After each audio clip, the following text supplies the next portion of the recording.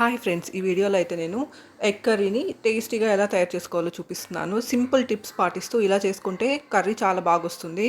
మీరు ఏ వంట చేస్తున్నా ఈ సింపుల్ టిప్స్ పాటిస్తే వంట చాలా బాగొస్తుంది. మెయిన్ ఇంపార్టెంట్ విషయం ఏమంటే మీరు తీసుకున్న వెజిటబుల్స్ చాలా ఫ్రెష్‌గా ఉండేలాగా చూసుకోవాలి. వెజిటబుల్స్ అన్నీ బాగా కడిగేసి కట్ చేసి పెట్టుకొని వడియం లాంటిది యూస్ చేస్తే ఇంకా చాలా బాగొస్తుందనమాట. వడియంని మ్యాజిక్ సీజనింగ్ అని కూడా అంటారు. కరివేపాకు కూడా ఫ్రెష్‌గా ఉండేది తీసుకొని బాగా కడిగేసి కర్రీలోకి యూస్ చేయాలి.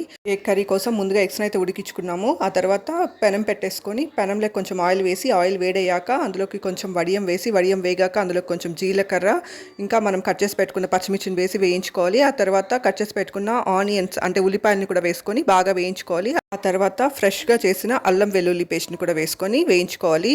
ఆ తర్వాత కట్ చేసి పెట్టుకున్న టొమాటోస్ని కూడా వేసుకొని బాగా వేయించుకోవాలి.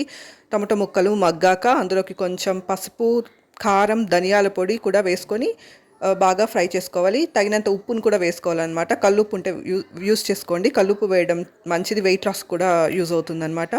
తర్వాత మీకు కర్రీకి సరిపోయేంత వాటర్ని అయితే వేసుకోవాలి. మీకు ఎంత కర్రీ కన్సిస్టెన్సీ కావాలో దాన్ని బట్టి వాటర్ని వేసుకొని కొత్తిమీరని తీసుకొని సన్నగా కట్ చేసి వేసుకోండి. మంచి స్మెల్ అయితే వస్తుంది. కర్రీకి కూడా మంచి ఫ్లేవర్ వస్తుంది. కొత్తిమీల్లి బాగా ఫ్రెష్‌గా ఉండేది తీసుకున్నారంటే చాలా బాగుంటుందన్నమాట ఈ కర్రీలోకి. ఎక్స్ట్రా ఫ్లేవర్ ఇంకా స్మెల్ కూడా బాగుంటుంది. ఎగ్ కర్రీ చపాతీతో మంచి కాంబినేషన్. ఒకసారి ట్రై చేసి చూడండి. Thank you for watching my video. Please subscribe.